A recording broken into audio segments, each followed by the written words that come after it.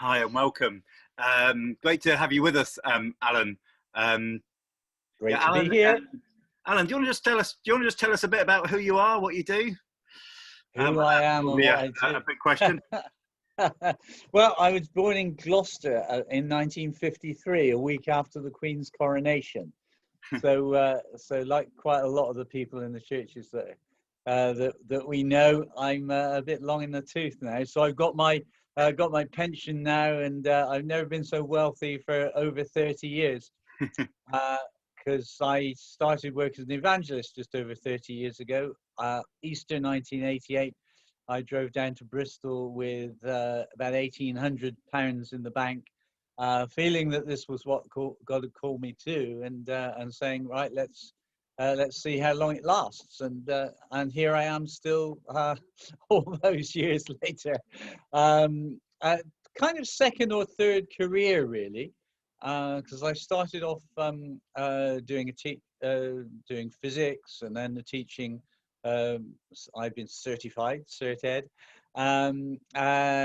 but I was also involved in Crusaders, what they call Urban Saints now, and I kind of burnt the candle at both ends when I was doing my teacher training. I was so exhausted at the end of it, I didn't have the energy to accept the job that I'd been offered. Can you imagine it? So I spent some time recovering, did some supply teaching, and then a primary school in Woodchester.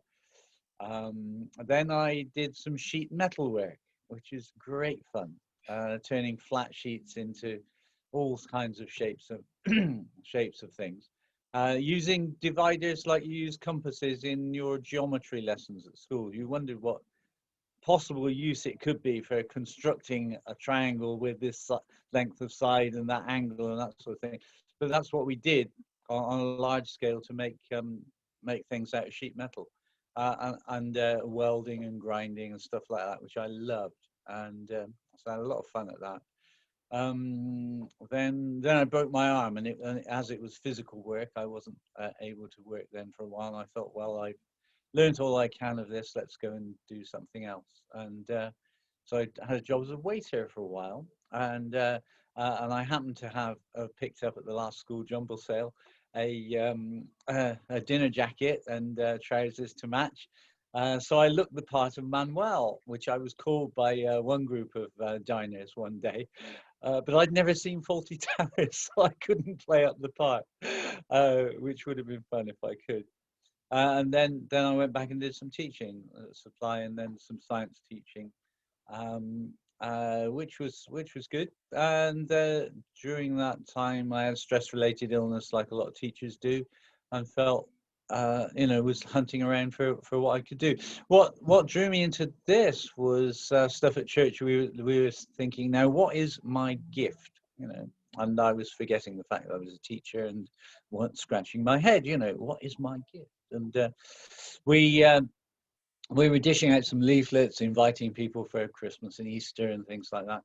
And I said, no, let's not just stuff through the doors. Let's knock on the doors, hand them a leaflet, and invite them personally to come to the service.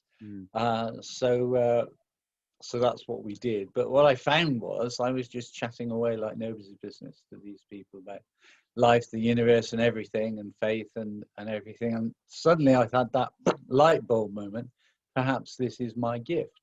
And I had the opportunity of joining Corky Davy down in South Bristol for the mission to South Bristol in ~86. And you might not know who Corky Davy is. Do you want to just briefly give it? You'll have to do an interview with Corky, and then everybody will know who Corky is. He has a rather nice E-type Jag, which he bought with some money that he earned from doing commercials for Radio Luxembourg, which kind of dates him. And he got a job with the BBC because he could speak without an accent, you see.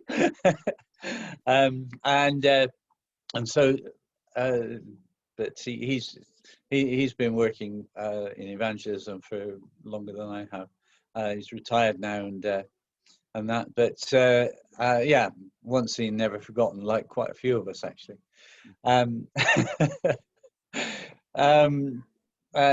so yeah, and so I got involved. He said, "Oh, you must come and work with us in Bristol, Alan." You see, I thought, "Oh yeah, you say that to all the girls," which he does. And so I came down to Bristol with the story as you picked it, as I painted it earlier on, and so I learned how to do preaching on the streets, school assemblies. Those are the main things. But the main thing that we get from OAC is open air campaigners is how to use sketchboards. So you have a board just a bit bigger than the picture that's above me, and you have it on legs, and you have some paint and stuff, and you paint on it. Something simple, but and it's quite eye-catching with the primary colours. And so for adults, you can paint a word. For anybody, you can paint a picture, usually to illustrate a Bible story or something like that, and grab people's attention.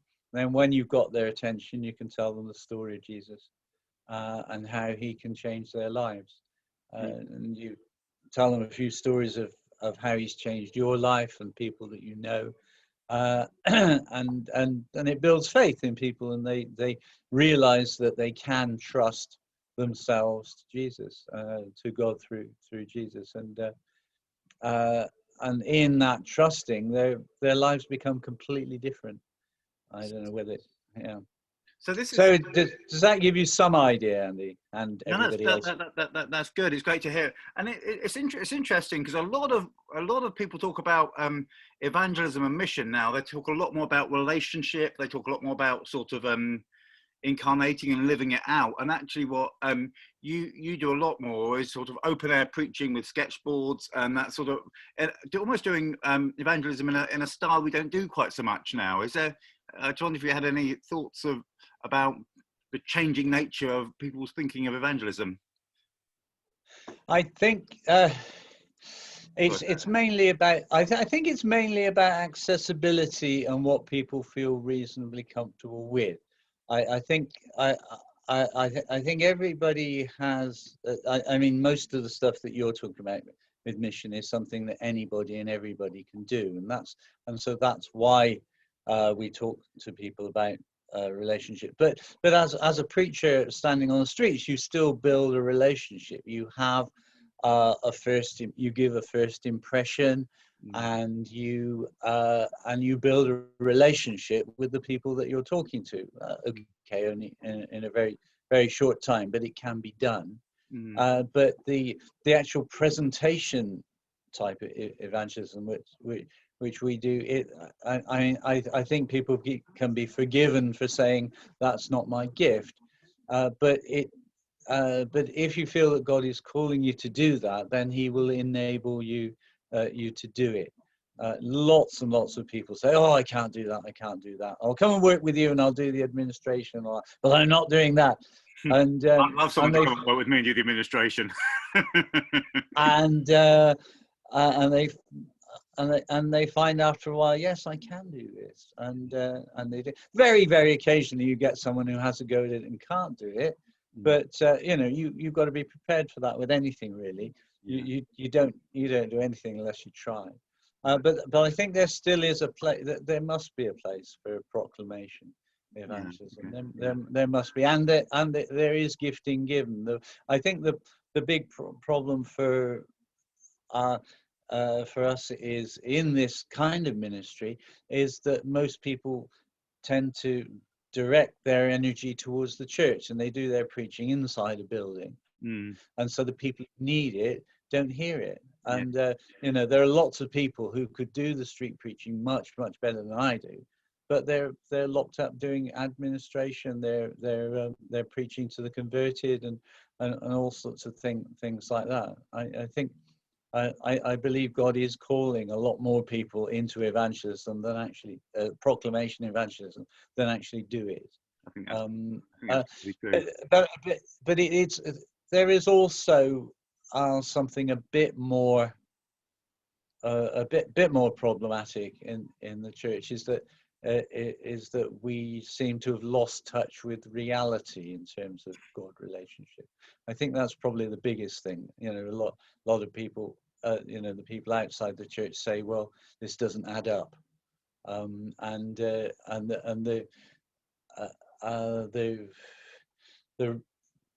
the church has survived for 2 or 3 generations on, you know, the previous generation's faith, or saying the right words but not having the reality of the experience. And I think there's a need for people to share what's real in their lives, and to get real with God again, and to be looking to Him for the fresh experience of Him. And usually it only comes when you step out in faith. Mm. So people who who respond to a call to get involved in evangelism and work with people who are evangelists, trying the proclamation evangelism and such like, or getting out there and doing it, begin to learn the reality of their own faith. Because when you're sharing with when you're trying to teach someone something, you learn the thing yourself.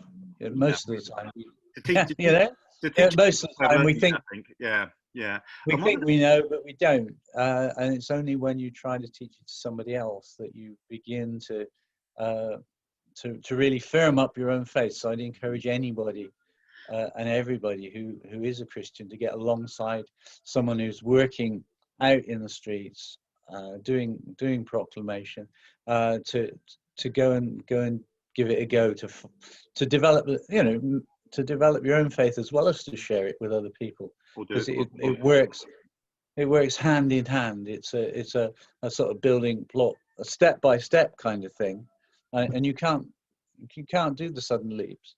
You've got to do it a bit at a time. And I think maybe there is that thing about we're not so good at is the mentoring and allowing people to come alongside us. Maybe that's something we need to do more of as church. And also you were saying about not just streets, but actually things like school assemblies and those sort of places, the places where actually people gather, the places where people are hungry to hear stuff. And one of the other things I think is interesting about the open air campaigners thing is that they have these quite simple illustrations about explaining the gospel message, which actually are pictorial. And actually, it's interesting. I've had a couple of conversations where people have said, "Oh, someone came into my school," and they'll tell you more or less a picture that got painted, and you know somehow the visual image has stayed with them. And you think, well, you know, if, in one sense, giving somebody a framework, a visual framework to work with, is actually really helpful. And like say, kids can't, you know, sometimes someone who does assemblies regularly, you think actually kids, you know, you don't know what's going in and what stays in kids' heads. Really, a message of a gospel message, a message of God's love for them is something that often stays. And even sometimes someone just hearing a little phrase or seeing a little image, I think God can use mightily. So you're saying there's still a place, So you're saying there's still a place for sort of open air proclamation and to think more creatively about how we do proclamation evangelism. Is that what you're saying, Alan? Oh yes, definitely, and it's and yes, thinking about how we do it as well.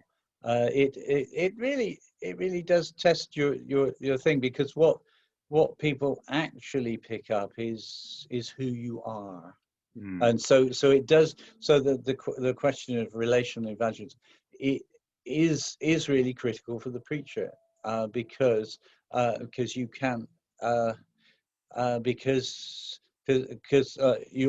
you know, people do remember things because of the pictures you paint, and possibly even because of the structure of your sermon or what have you.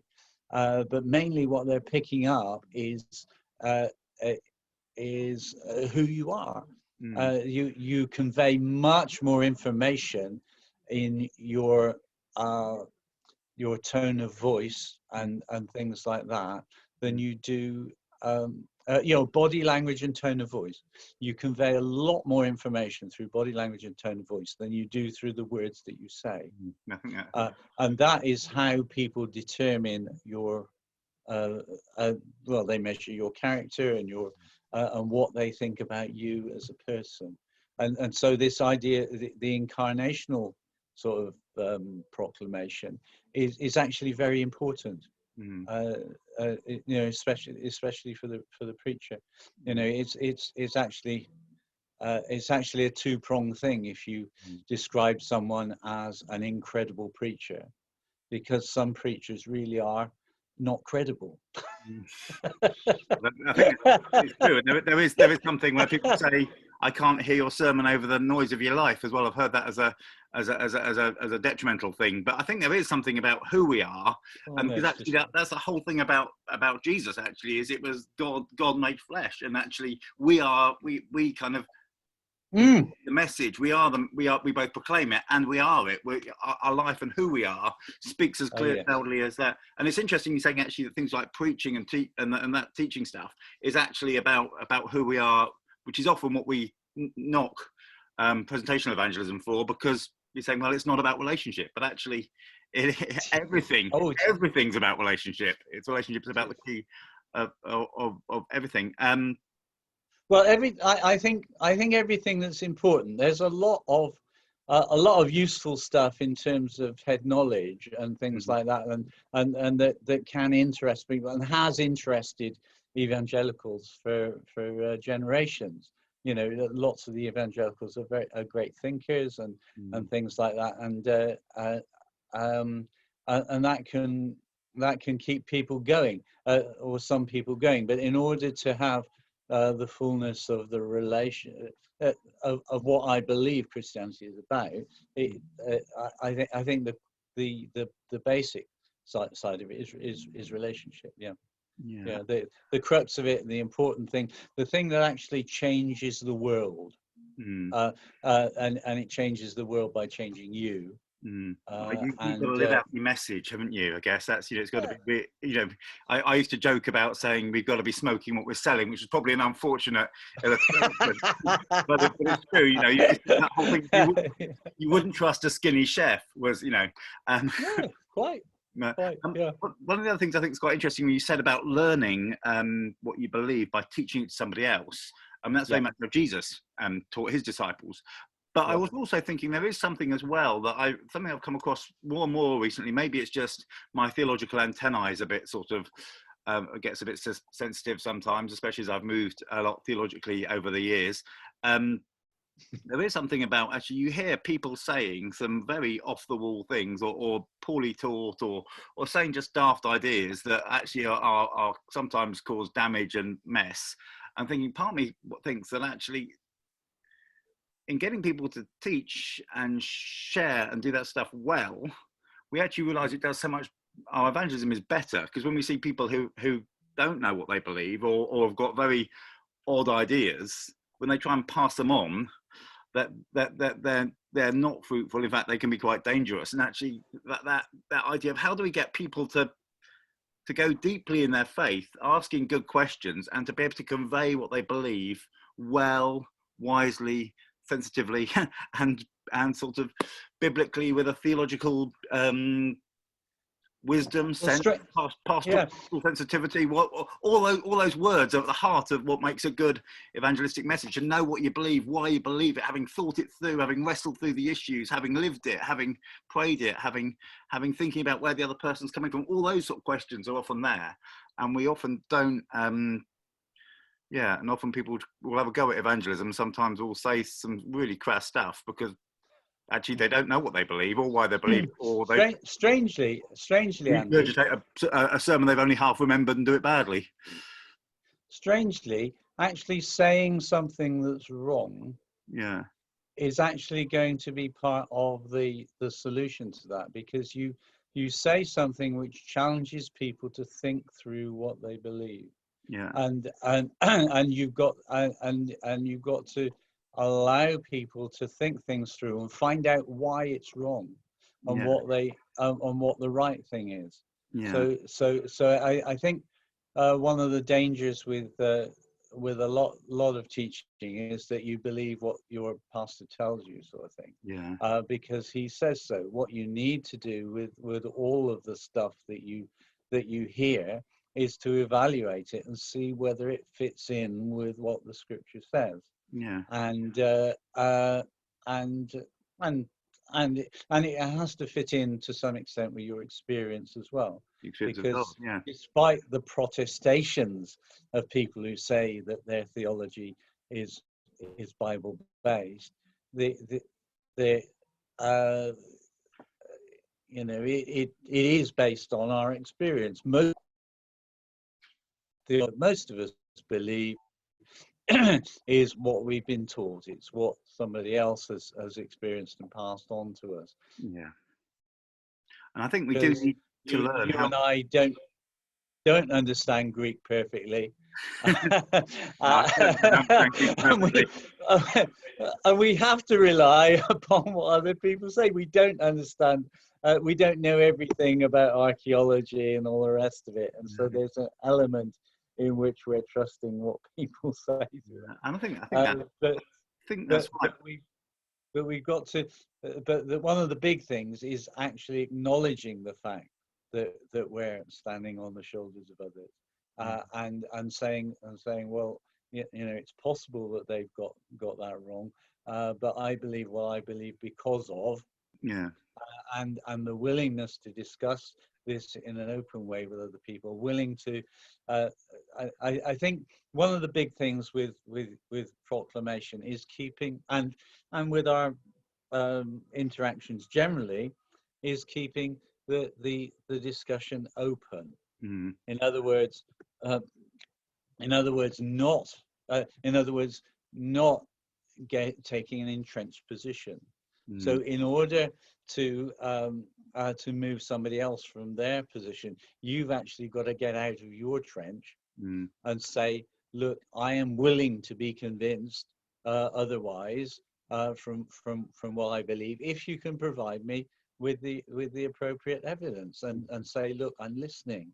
I think And if you're in an open situation like that, there's a much better chance that the person that you're interacting with will also be prepared to take an open position and be willing to, and so those are the people that you want to dialogue with. So we'll talk with someone, and after a while you might find that even if you're in an open position, they're not. And you have to give them something to think about, and then leave it at that, because they're not going to move during that conversation. I think You're that going to have gracious. to another time. I think Yes, be gracious about it. Gracious, wise, open, and also I think we're not very good as Christians. Maybe is to teach people to ask questions and to think and to wrestle, and to say it's okay to ask questions, actually to have thoughts and doubts, and to read stuff and to think and to wrestle and ask if this is right is okay. I'd rather have people who are really trying to seek after truth and go deeper with God than a kind of than a congregation of like what I call nodding dogs. Do you mean you want to? Yeah, that's right. Yeah. Brilliant. Alan, have you got anything, as you've been doing evangelism for about 30 odd years, have you got any sort of real key verses that have inspired and helped you? Any sort of key things you'd say to anyone as a passing shot that you'd say to your younger self? I think the probably the motto that works well is of Pip and Jay's in Bristol for many years, was seek first the kingdom of heaven, and all the other things will be added unto you. So most of the stuff that we're aiming for in church, possibly in our lives as well, doesn't come unless you put that first. Because if it doesn't come first, it doesn't come anywhere. No, that's true. So it's a bit like making a first impression. You never get a second chance to make a first impression. And the same with your priorities. If you don't put the first thing first, then everything else goes pear-shaped. So it's put God first, and then allow everything else to take its place. And it will. And I think that's been the key to the success of that church, and what I discovered thinking through is that what happened when people came there is that they had a life-changing experience of God. And I think evangelists and Christians generally, I think we want to bring people into a life-changing experience of God. And that's often not won by by attacking the mind. Often it's a bigger encounter that we can't actually do. It's trusting that God will bring the encounter. You know, we can just be a It is, catalyst for yeah. it. Yeah, yeah. Oh yes, yeah, yeah. It's a heart thing. Yeah, yeah. I mean, in discussions, you've got to talk about the mind because it gives you about what you think about things, because it gives you something solid to base your life upon. Your faith is based upon reason. It's not. It's reasonable. It's got to be reasonable, otherwise it's mad. It's reasonable. It's not provable. God, you can't put God in a test tube, but it is reasonable. The musings and discussions that C.S. Lewis had with the writer guy who wrote The Lord of the Rings, Yeah, Tolkien, and all that lot. They used to sit in the pub and smoke and drink and discuss all these things. I think it's more that, Alan. I think it's more that. It sounds really bad, doesn't it? What an awful example to the youth of today. But they actually thrashed it through, like you said. C.S. Lewis rebelled against it for a long, long, long time. But thinking it through, it was the end of a thought process. Obviously his heart was involved as eventually as well, but mainly he was a thinker. Yeah. And he decided to become a Christian as a result of his thought processes. So yeah. And having J.R.R. Tolkien, who was one of those people who was happy to accompany him and ask questions and just journey with him, I guess. I think that journeying with, I think, is a key phrase for mission and evangelism. Are we prepared to not only just have those conversations, but to journey with people? Yeah, I mean, they were just good friends, really. And actually, that's not a bad place to start all things, really. By being mates, by being friends with people. Thank you so much. Best friends, you want to give the best that you've got, and his relationship with God was the best thing that he had, and he shared it. Fantastic. Thank you so much, Alan. Bless you. Right, and you, Andy. Thank you so much.